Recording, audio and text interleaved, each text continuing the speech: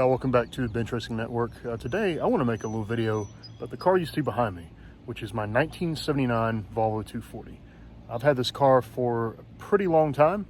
You've seen some sort of shorter clips of it on the channel, but I've never really gotten into it and done a run through of like my whole history of the car, what the car is now, where it's going, all that good stuff. So that's what this is. Welcome back. So here it is. This is my 1979 Volvo 244. I've been around this car in some form or another for about 20 years now. So basically the story behind how I wound up with it is basically growing up. Well, Dad was a mechanic, but Dad was never really a car guy per se. We always had, older cars. A lot of families did. And we were driving a 1974 BMW 2002. I don't remember where Dad found it. I don't remember how much he paid for it. It couldn't have been much. Long story short, he could never really get the car or keep the car running. He could get it running right, but it'd always go out of tune. It would do weird stuff. It'd misfire, exhaust leaks over and over and over. And keep in mind, this is like late 90s, early 2000s. This is before a lot of websites were available with a ton of information about how to fix this stuff. Like, you had to have the factory manuals. You had to be a mechanic to work on the stuff. And more importantly, ordering parts for those cars was really, really tough. I mean, because your only options really were just local parts stores, and that got to be really expensive pretty quick. And I think the thing that did it in was the exhaust leak. Dad was like, screw it, I'm not putting, I forget how many hundreds of dollars I'm sure it would have been to put an exhaust on the thing. I'm just going to sell it. So I don't remember if he listed it or if he just talked to my uncle about it. Anyway, it wound up getting sold to a guy down in Atlanta, Georgia, and I grew up in Charlotte, North Carolina. So he loaded up the car, drove it down to Atlanta. The guy bought it, and once it's sold, I guess maybe Dad didn't really expect it to sell. I don't know the whole story. I should probably talk to him about it at some point. But basically what happened was Dad needed a car to get home, and what he found was this. Obviously at the time it had a white hood. It was, stock. I'll throw up some pictures from many, many years ago. So my uncle, Kenny, lived in Atlanta, who was more of a car guy, mostly older American stuff. Tri-5, Chevys, Oldsmobiles, AMCs, that's the kind of stuff he was into. Studebakers, that sort of stuff. But he said, hey, I've got this guy who I know runs a shop. He's got this old Volvo sitting out there. Basically, somebody had taken this car into a shop and had either gotten arrested and sent to jail or prison. I don't know. The shop wound up with a mechanic's lien on it.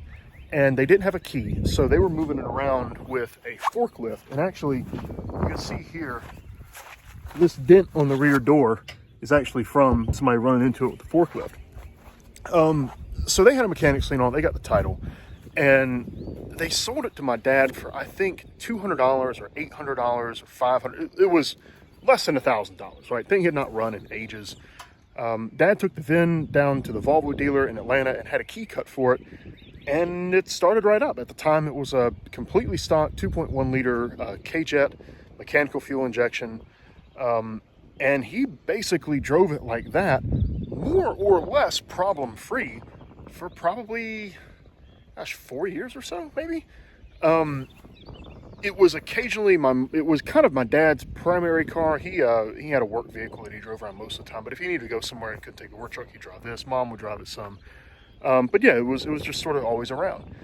And when I turned 16, I wasn't working a job at the time, but, I wanted to, drive a car. Dad was like, well, we've got this 240, if you want to learn to drive stick, you can have the car and drive it. And learning to drive stick was a bit of a traumatic process in and of itself, but we got through it. And I drove it, like I said, basically stock, starting in, 2009? No. Oh gosh, no. 2007 is when I would have started driving it, when I was 16. And actually the very first summer I drove it, I overheated it so bad that it blew a head gasket and actually locked up the motor. Dad told me then, he was like, well, if you want to drive it, then you're going to have to learn to fix it. So with a little help from me, and it was mostly all Dad, we pulled the head off, put a head gasket on it. And actually, once it cooled down, the motor freed up again, and it was, we were able to turn it, and Dad said, well, it's good enough, let's try it. And it was still caged at that point. We had some issues getting it running afterwards. Once we had to figure out some stuff about KJ to put it back together, which we did.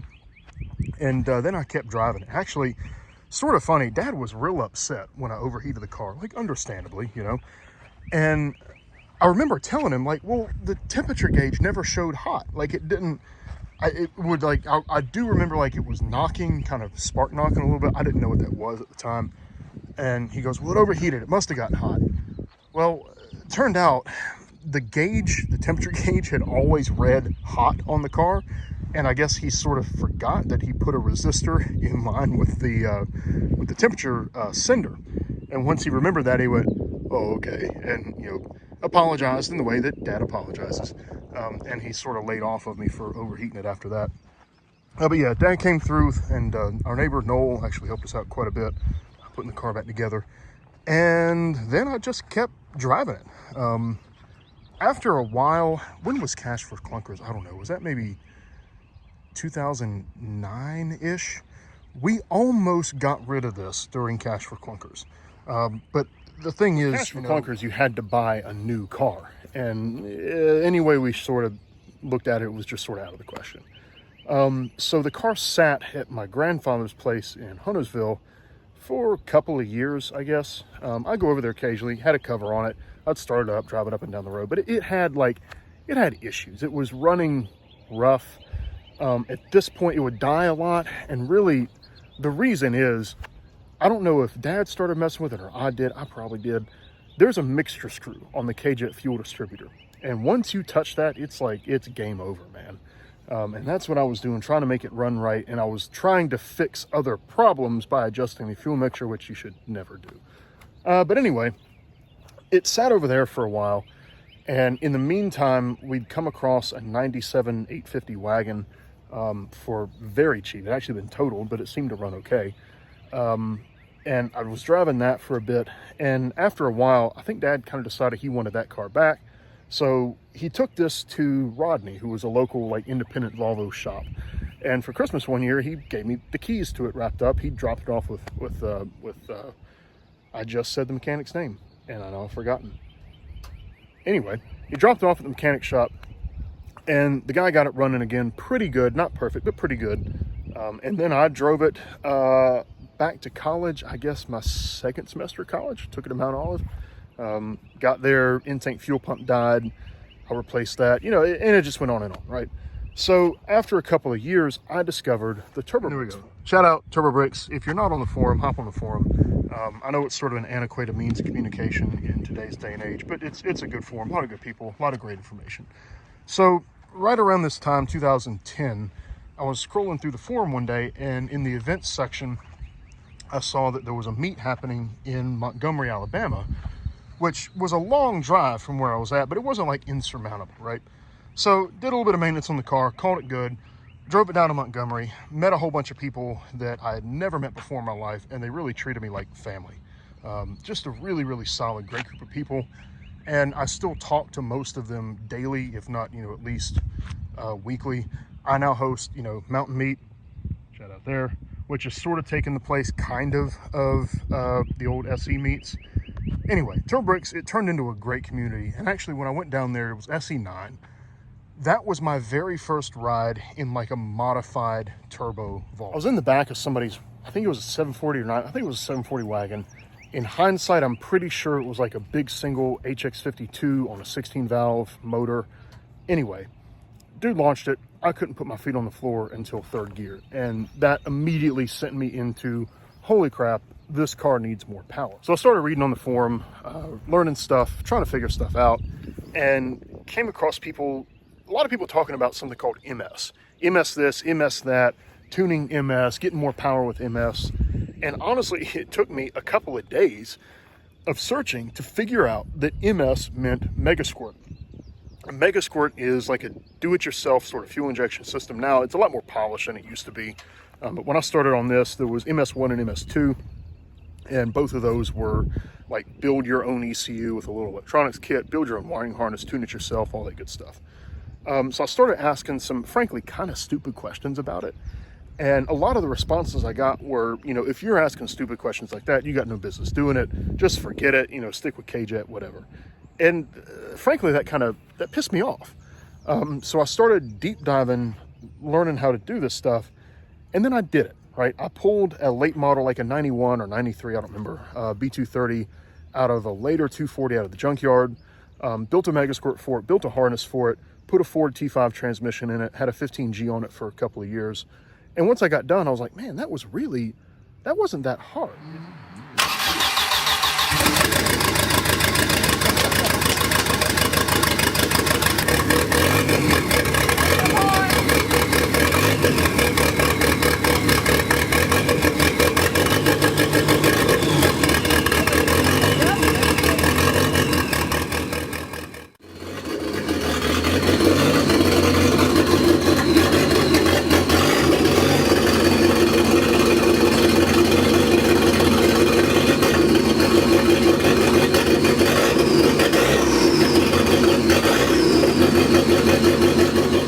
There was not a lot of information in one place about this.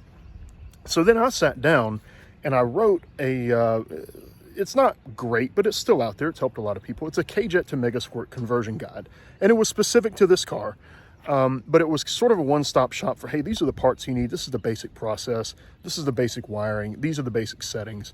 And I did it sort of as an FU to the people that said that I couldn't do it. And that actually led me down the road to my career, which was technical writing and manuals and that sort of stuff, which I've grown since then. But anyway, that's how that all got started. So I drove this thing with a turbo B230 for a couple of years, and actually wound up taking it cross country in 2013 with my girlfriend, who's now my wife. We went to the IPD garage sale. It actually just happened this weekend. I had plans to go to that sort of for the first time in 11 years. That fell through for some family stuff, but yeah, we drove it all the way out to the California coast, or to the Oregon coast, I should say, and saw Washington as well. Drove all the way down to the very southernmost tip of California, and then all the way back across the bottom in about a month. I think 25 days, 25 states in 25 days is where we wound up at. So yeah, this car put in a lot of miles and made a lot of memories on that trip. And once we got back, I couldn't leave well enough alone. I started put together a bigger turbo for it. I forget exactly what, it was a Banks TE06H, really way too big turbo for the car. And then wound up blowing that motor up eventually. Not in a particularly impressive fashion, but, you know, to the point where it wouldn't run really well. And then the car sat. It got parked in, I guess it would have been 2014. It was either late 2013 or early 2014. I think it was early 2014 it got parked. And I started kind of pulling some of the stuff off of it. Wound up selling the whole running gear, ECU, transmission, everything to my buddy Andrew. And he pulled it out and fixed what was wrong with it and put it in his Amazon. And then the car sat. It was just a shell. We were at a rental house. Then we bought a house in 2015, put it on a trailer, moved it to the house, stuck it in the garage, and then did like nothing. It sat for 7 years. And I always had plans for like, oh, I'm going to do this, I'm going to do that. At one point I was going to build just like a 2.1 red block with a set of DCOEs on it, slam it, you know, even just put like a factory M46 or something in it. Just low, slow, cool cruiser. I got all the stuff to do that. Then I went, that's dumb. It's going to make 120 horsepower. I know 120 horsepower and these cars suck. Even with great suspension on it, it's super boring. So I didn't do that. And then at one point I was like, you know what, the easiest route is to put a red block back in it. So I had a red block. I didn't finish that because, you know, money was tight, time was tight. At one point, and I still, frankly, I really do want a white block in this car. Always have. Really have loved the idea of a 5-cylinder swap. Again, pulled one of those motors, tore it apart, and went, oh, wow, now I need to spend money, and I didn't have any money to spend. So I scrapped all that, right? I wasted a lot of money on things that I thought I was going to do that I never wound up doing. And it sat, again, 6 or 7 years, and I was sitting in the basement one day. I got into motorcycles pretty heavy for a while just because they were cheaper, they were easier to work on. Still have, you know, bikes and ride them and love them. I got sort of burned out on cars there for a while. Finally, I'm sitting in the basement one day, looking at this thing. It's got no hood on it. It's dusty, it's dirty, it's got laundry piled up on it. I'm like, I got to do something. Either I need to scrap this car, get rid of it, or I need to sell it to somebody for $500 if they'll pay me that for what was at the time not even a rolling shell. Or I got to put something in it. I got to make it run, right? And it was like 2 weeks after that a buddy of mine, who's, again, name I forget off the top of my head right now, he was down in Charleston. He messaged me out of the blue. And he goes, hey, I've got this car. It was sort of a similar story. He had it a very long time. It was a family car. 83, I think it was, 240 wagon that he had put a V8 into. It was a 5.3 LM, I don't know the codes, LM7 maybe, that he put in that car. And unfortunately, he had been running somebody on I-26 down in Charleston, and the drive shaft just jump roped and tore basically the whole rear floor out of the car. And he goes, you know what? I've been sitting on this thing for like 3 years. I'm never going to fix it. I know I was talking on the forum about what I needed to do. And he goes, look, if it'll help jumpstart your project, you can have the whole car. And he sold it to me for $3,000. At the time, I did not have $3,000. But what I did have was a very, very, very nice 1979 Kawasaki KZ1300 that I had bought for like $800, I think, and gotten running again. And it was one of those things, the bike was too nice. It was an absolutely beautiful bike. Like, legitimately, it was a nicer bike than the KZ1300 in the Barber Museum. But every time I rode it, I'd see some new little nick or scratch or something, and it was too nice for me. I'm not really about having a garage queen or something you just park and look at. Like, I want to be able to use my stuff, and I almost felt bad riding and using this bike because every time I used it, I made it worse, right? So I put a price on that. I forget how much I sold it for. I want to say it was like 10 grand. Maybe it was 8. Anyway, I listed it what I thought was pretty high, and the bike sold within like 2 days. So I turned around, took that money, paid my buddy for the V8 swap wagon. He actually delivered it from Charleston. He was coming up here for a bachelor party or something. Dropped it off. So that car actually sat in my driveway for a while I was, kind of getting time and scheduled to do the swap. And it was like New Year's 2020, 2021, or New Year's 2021, I guess I should say. The boys showed up. Like, it was Matt and Derek and Kyle and, gosh, who all else was there? Kevin. I think that might have been it. Anyway, but a bunch of the homies showed up, and we pulled the entire drivetrain out of this basically wrecked V8 Swap 240, slammed it into my car. Actually, I think Andrew was there too. Anyway, whatever. Slammed it into my car, and in 36 hours, this car went from on jack stands, no suspension, no rear axle, no nothing in it, to like a running, not driving, but running, rolling car. That was huge, right? All right. Ready? Yep.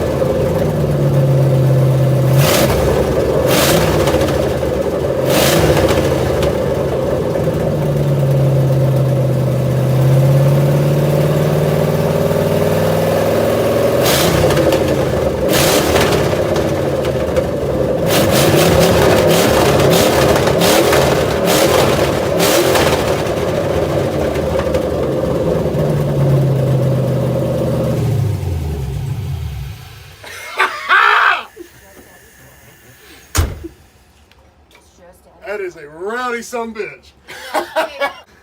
Oh, that is nasty. Then it sat for another year because, well, 2 things, right? It needed a drive shaft. And by that point, I had used a significant amount of the money that I sold the KZ1300 for like house repairs and stuff and catch up on bills I was way behind on. And I didn't really have all that much cash left over from it after I'd paid, the 3 grand. And I needed a drive shaft, and I was stressing about 1 piece versus 2 piece, and 2 piece was going to be like $800 or $1,000 for a drive shaft, which was, a lot of money. I didn't really have anything else to sell to fund it. So it sat. And then I bought a yoke for it, and I tried to put the yoke in the transmission. The yoke wouldn't go in.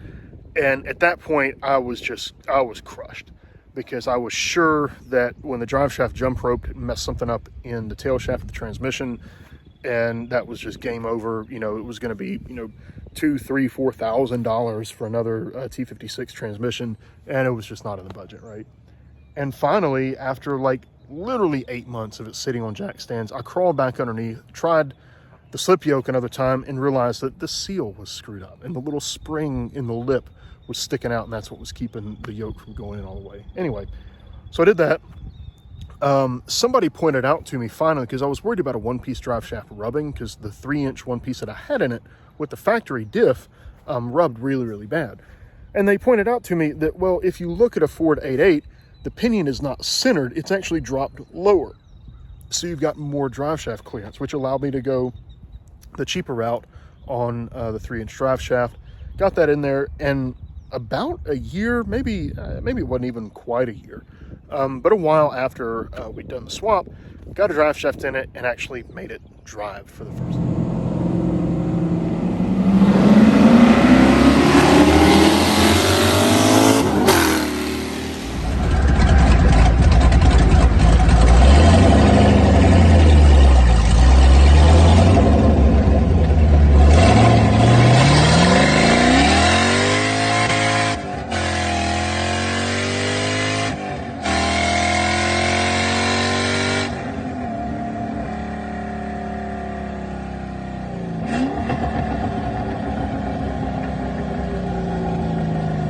So let's take a look, and honestly, since then the car has not changed all that much.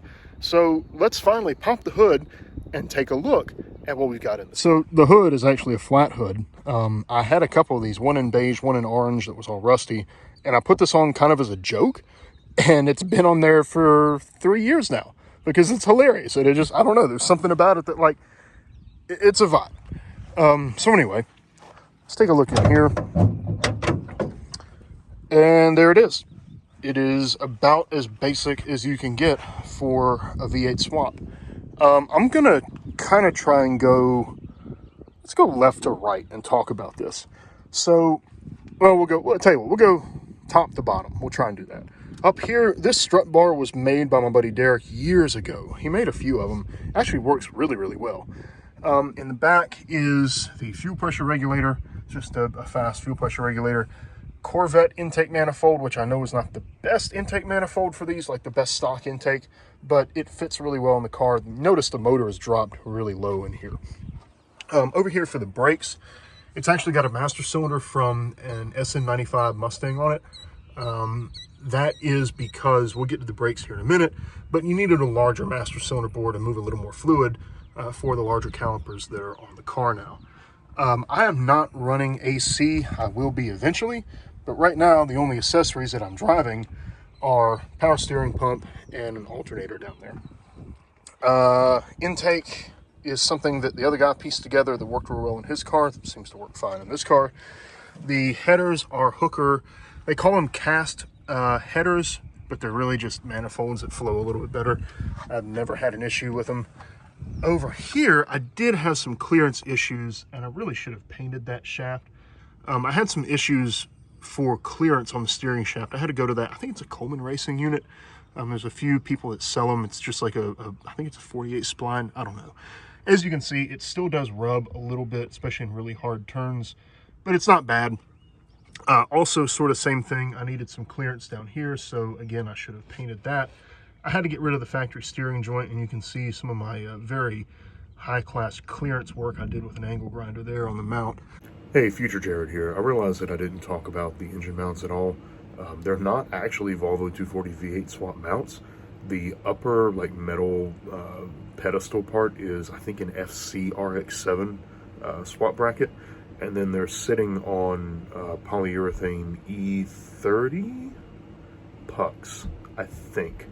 But yeah, when the guy swapped the wagon, he didn't want to pay the frankly exorbitant amount of money for the drop-in V8 stuff, drop-in V8 mounts. Excuse me. So he sort of fabric-cobbled that together, and it worked well enough that I just reused it. But yeah, it works, and that's one of those things. Every time I change oil, I check the tightness on all that stuff in the steering, because it would really suck to have that fail. And it's been solid for about 2 years now. Honestly, the biggest issue that I had was the power steering. because I guess the rack itself in the 240, because it's still the factory Volvo 240 rack, is fairly small. Smaller, I assume, than like the Camaro rack that this thing was originally designed for, the truck rack.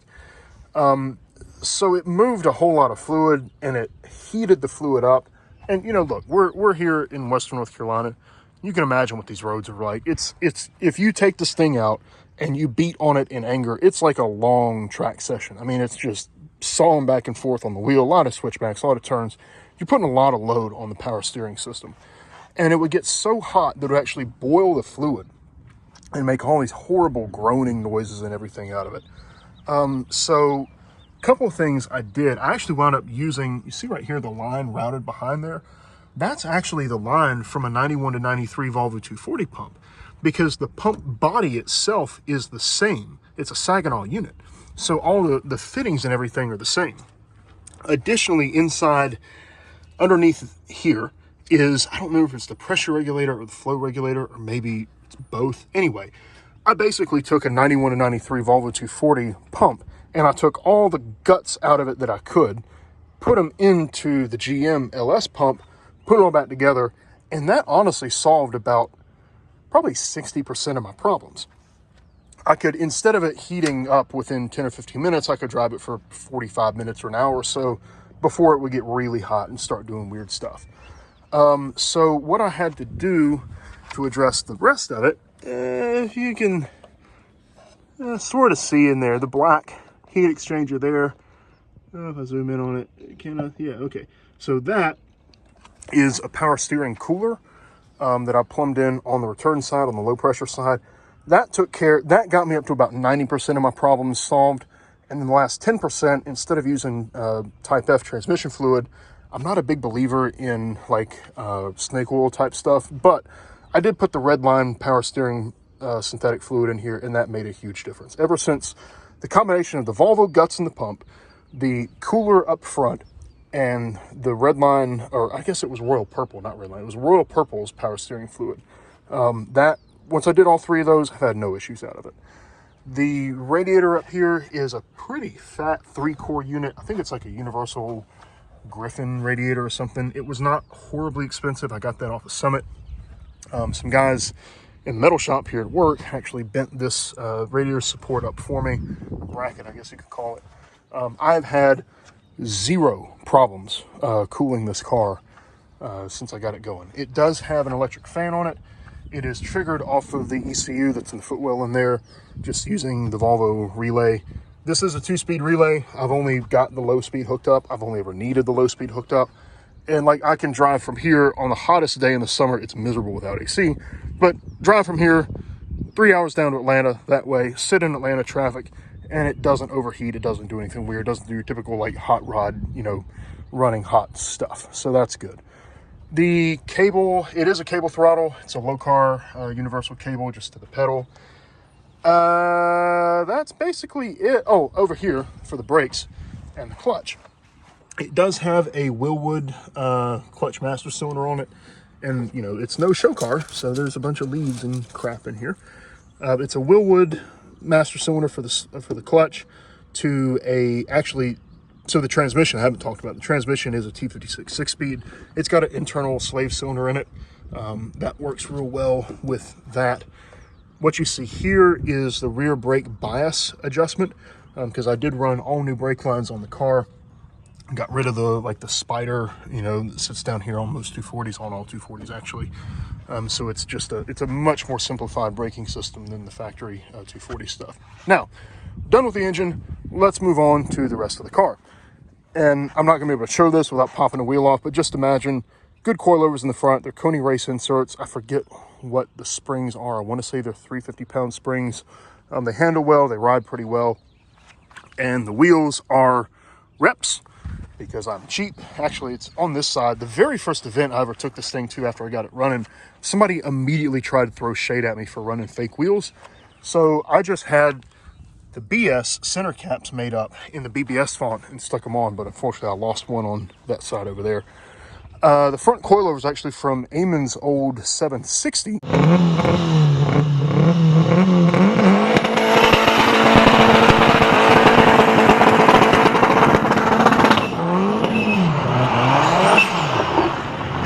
he had 240 stuff on it because at the time you couldn't really get 7 Series suspension stuff. I parted that car out for him and then took the coilovers as payment for the rest of it. And that's what's been on there, and they've been just rock solid. It does have a 25 millimeter front sway bar, high PD sway bar. Transmission is a T56 6-speed. I'm not going to show you that because I'm not getting wet grass, but look, 6-speed. And pardon the interior of the car. This is sort of did this video on a whim, so I didn't stop and clean the car up or anything. The front wheels are 8.5 wide. The rear wheels are 10 wide. And the backs, I think these are 255s. Yeah, 255 40 17s in the back. And the fronts, I want to say, are 225s. Yeah, 225 45 17s in the front. The rear of the car has just adjustable, like universal 5-inch springs. I forget what dampers are on there. The rear suspension really needs some help. It's a little bouncy.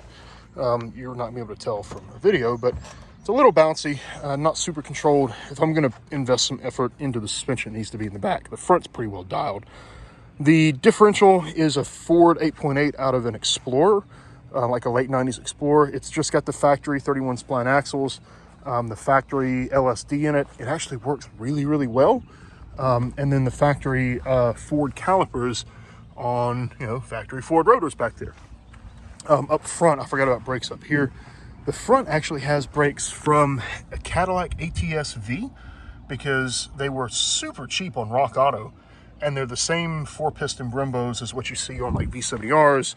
A lot of late model Subarus that perform like the STIs and stuff use those brakes, all that good stuff. It is 5 on 4.5 all the way around, 5 on 4.5 native in the back, 5 on 108 on the spindle, 2 5 on 4.5 adapters in the front. That's basically it for the running gear. Now inside the car, so I put a fair bit of effort into the interior of the car. I got a pair of these Corbeau seats, and I actually mounted on the Corbeau brackets they sell for a 240.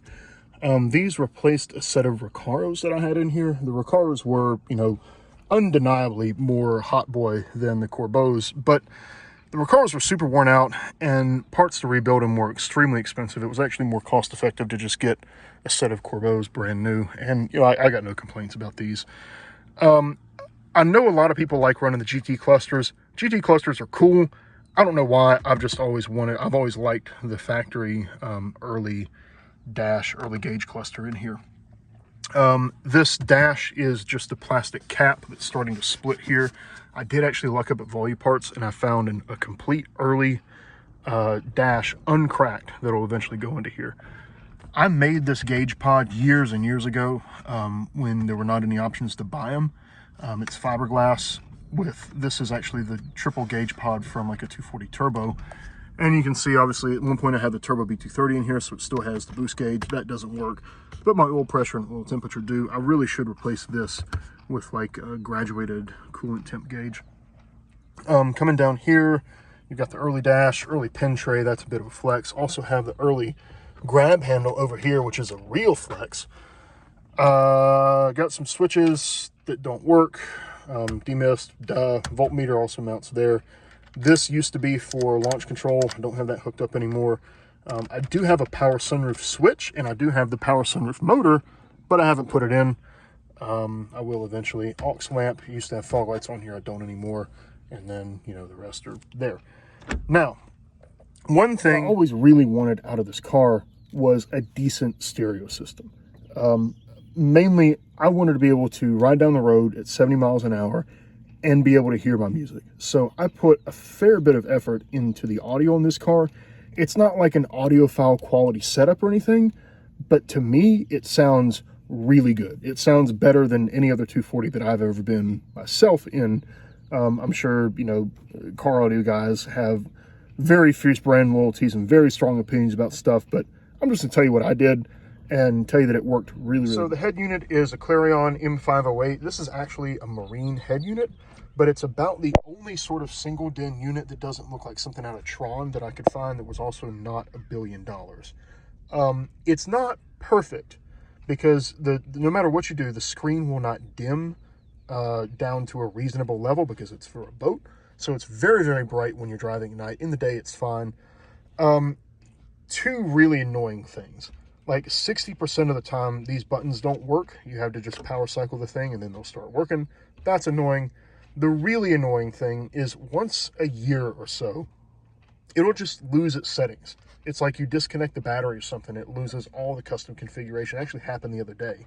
I was driving to like Lowe's or something, listening to music, sounded great. Got in the car and I got no subwoofers, I've got no low end, like all of my custom configuration was gone for no reason. So that's annoying. It's not the first time it's done it, but it looks okay. I know a lot of people are going to like headless audio setups. I really wanted a head unit in this car so I could reach down and adjust the volume and skip tracks without having to like look at a screen or grab my phone. So that's why this has the single DIN in it. Now for the speakers, shout out to my buddy Gordon. He gave me this pair of, actually Gordon was a huge help on audio setup. Gordon is a car audio guy, right? He ran a car audio shop down in Georgia years ago and has quite a bit of stuff. He gave me this really sick set of diamond 5 1/4 components. So in the little sail panel here is where I mounted the tweeter. This is actually a kitchen sink tailpiece. I drilled and glued onto there so I could mount the tweeter with a little push there to retain that. The 5 1/4 speakers, originally this car had 4-inch speakers on the doors. I modeled the spacer bracket and 3D printed that to mount that real nice and clean. I always said I was going to do like a grill for it, but I kind of like the look, and they're sort of out of the way, so I don't really worry about hitting them too much. Same thing over here, 5 1/4 on the door with the tweeter up there. They do have programmable crossovers in under each door panel, or not door panel, under each kick panel there that I messed with a bit. And in the rear doors, this car originally did not have anything in the rears. These are 6.5, I think they're Infinity maybe components. Again, I know most people don't put components in the rear doors.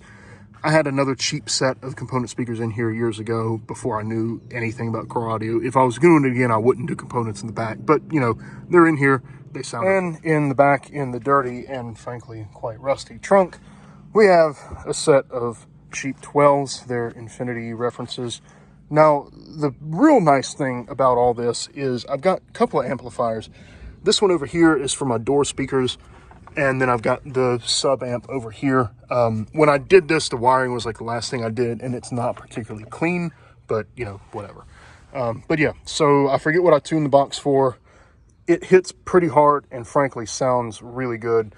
I have the audio system in this car I'm super happy with. It's about my favorite part of the car. After, power sliding, in every turn that I can and going through the rear tires quicker than I really should.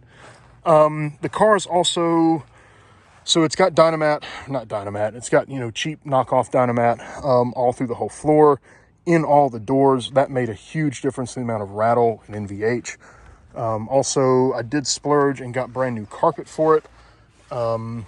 That made a real big difference. And actually, when it's cleaned up, this looks really nice, but I've been driving it and enjoying it, and I haven't stopped to clean it recently. But that's pretty much it. That's all the high points on the car. So if you want, I'll start it up and we'll hear the idle. In neutral. Interestingly, so it runs on a GM factory PCM. That's under that kick panel there, which actually puts out a 4-cylinder tach signal, and it hooks right up to the factory tach. So that's kind of cool, right? But yeah, the car has been really great to me. I have beat the pants off of it every time I take it out for 3 years now. It is not broken down once. It's never left me stranded. The only issues that I've had with the car are like my shortcomings and things that I know that I did wrong. Corners I cut, that kind of thing. But yeah, this is the car. You should LS swap your 240. It's the best swap out there. It's super easy. It's fairly affordable, and they're dead nuts reliable. So anyway, that's my pitch. I'm a little biased, but I like this a lot.